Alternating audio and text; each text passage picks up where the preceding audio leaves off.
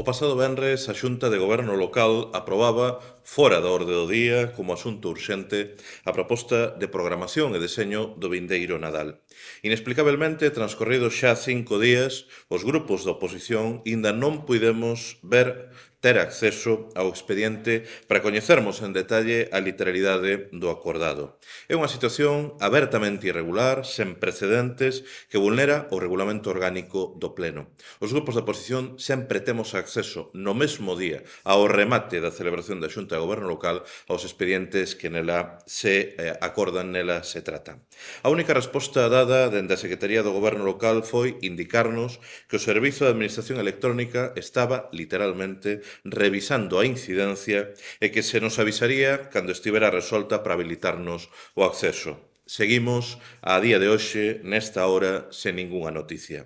Sorprende esta incidencia que oportunamente está a impedir que o Bloque Nacionalista Galego poidamos exercer a labor de fiscalización que como forza de oposición nos corresponde en relación, ademais, a un asunto que ten suscitado e suscita unha enorme preocupación veciñal e que ten motivado xa sentenzas en contra do propio Concello de Vigo.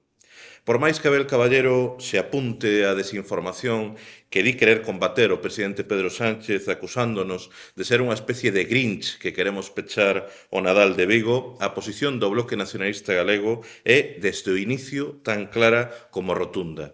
Nadal, sí, por suposto que sí, pero non así.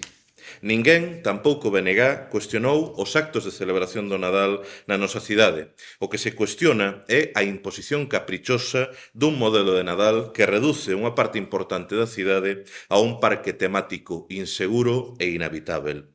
Nese sentido, saudamos que agora, Caballero, recoñeza que é necesario acometer medidas para control efectivo contra o ruído e tamén unha reordenación e racionalización das atraccións, dos postos e de grandes ornamentos que se instalan no centro. Só tardou 5 anos, apenas 5 anos, facendo do Nadal un calvario insoportável para moitas viguesas e vigueses en reparar o alcalde en que as ordenanzas municipais de ruídos, de convivencia e de medio ambiente, así como as normas referidas á protección patrimonial, seguen vixentes tamén durante o Nadal.